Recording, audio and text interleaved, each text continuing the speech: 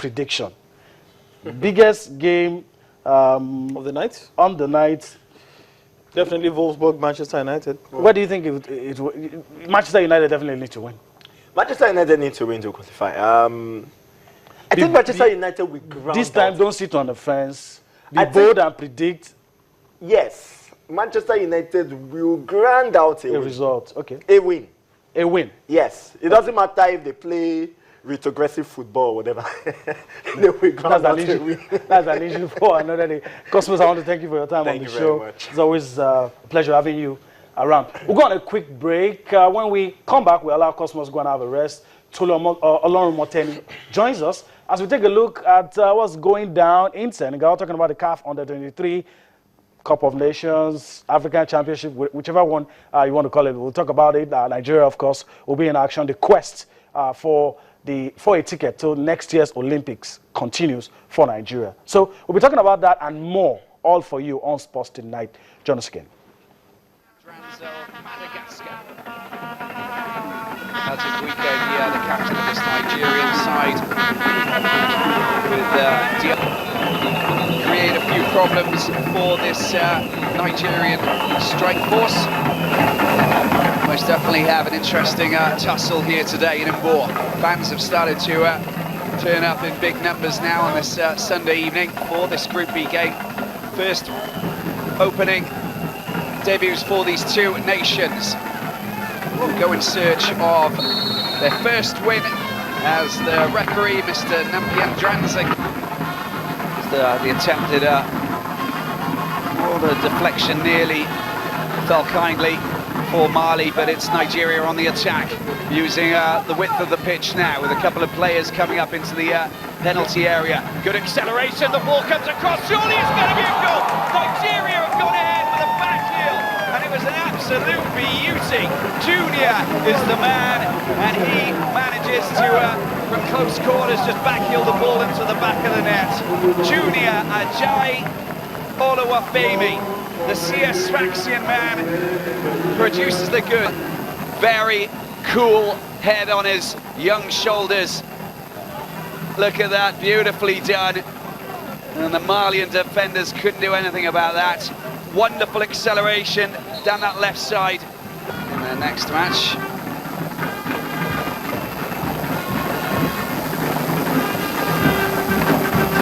I'll be against Zambia. Zambia going down against Tunisia as well. It's the two leaders from, two winners from Group A.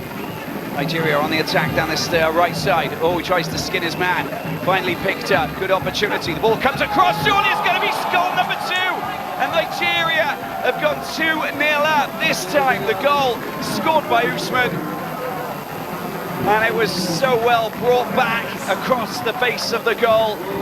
The defence, the Malian defence, should have taken advantage and cleared the danger. It went past 1-2 Nigerian players, and Usman Mohammed finds the back of the net with a fine strike just as he was falling away from the ball. Let's have a look at that again. Now the cross comes in. 2 minutes of added time. Good play by Nigeria. There's a good opportunity here. Can he get a shot in? Goal number 3, surely, there it is! And the goalkeeper, Diarra, could only parry the ball into the path of Junior, who scores his second goal in the first half, and Nampain here in Senegal. He was just at the right place at the right time. Well, there's a hint to offside there, really, wasn't there? All right, a trip down memory lane. We have to remind you. Well, some may not agree, but one of the best moments for Nigeria at the CAF Under-23 Championship. Guys here are not agreeing with me, but that was the only game we won. Tunde said we almost drew, but that was the only game we won in the group stage of the CAF Under-23 Championship. Well, Tolu Olorun Moteni joins us now. Tolu, let me quickly welcome you to the show, and through the first half and allow you to react. That was the only game we won. You might say it wasn't convincing enough, but can that repeat itself tomorrow? Can it? Yes, it can. Okay. If I have to stay optimistic, I think it can happen again tomorrow. It's just about going into that game, man. Maybe the players need a psychological boost. Okay. See the highlights of this game. See how they took Mali to the cleaners in the first half. I mean, I was just saying off here that look at the way we started the tournament. We looked like a house on fire, like we were going to steamroll everybody. And then the second half was a different story entirely. Anticlimax. These guys can do it again, but it's tough. It's against Senegal. Senegal have been unbeaten since the All-African Games. They won that also. We happened to play in one of those games that ended 1-1. And then they have taken that same unbeaten streak into the Under-23 And they are the hosts. And that is not just easy. Look, the Algerians who had a manager who once coached in Switzerland, in the Swiss league, confessed and showed his gratitude or his joy at missing out Senegal, having to play South Africa instead. He tells you that, look, when you play the host, it's always difficult, particularly when the host have such a record that is scary. 6 goals for 1 against, 3 wins, no draws. I mean, you just have to respect them a whole lot. But then, we can't do it. We can't do without just doing what we have to do. Go out there and try to get a win. All right. So will you be equally as will you be cautiously optimistic, or you go all the way around and be pessimistic? But what do you see happening? By nature, I'm a pessimist, and blind optimism is not one of my strong points. One of my strong points. I don't. I'm very much afraid of what is going to happen tomorrow. If the possible outcome? Personally, I'd probably be preparing for the 3rd place match because, as it were, the Nigerian team has failed, to hit the high notes that we know that they are capable of. Okay. The only match they won, they almost threw away. The other games that they drew, they almost lost. So it's a Jekyll and Hyde team, more of Hyde than actually even Jekyll. So I'm not optimistic with this team from what I've seen so far.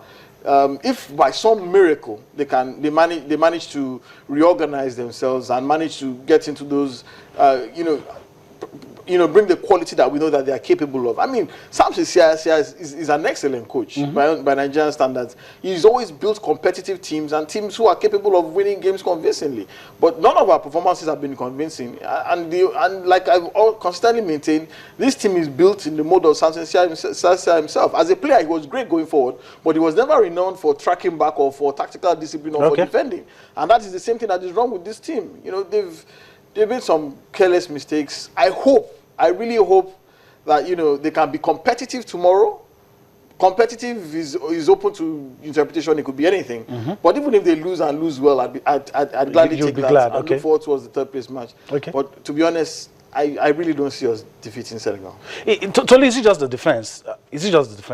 Are you okay with other departments like the attack, the midfield, goalkeeping part of the defense? But if we want to, break it down into those, we saw the goalkeeper just made a schoolboy error. Some said probably was anticipating a cross. I don't know, but there was a deflection on the way to that goal, so you can't. It's beyond him actually. But I think it's.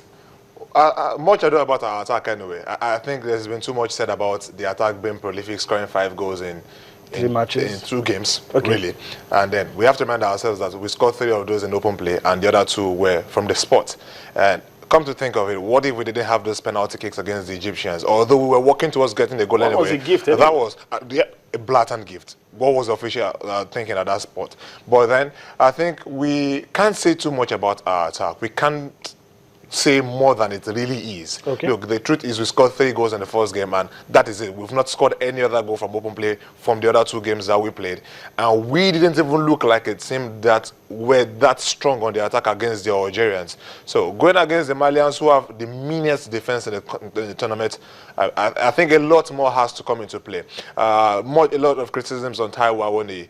Some others are even calling for the introduction of Victor Osimhen.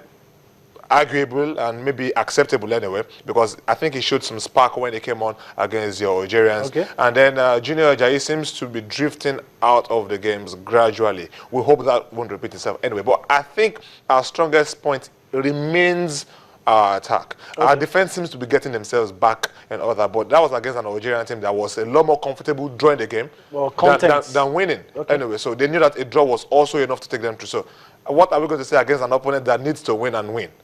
It might be a different ball game entirely. I hate to do this, but we have to, just in case we don't win. It's a possibility I'm not even thinking of. but we have to do our job and look at it. Well, there's still a chance of qualifying if, I don't pray it happens, but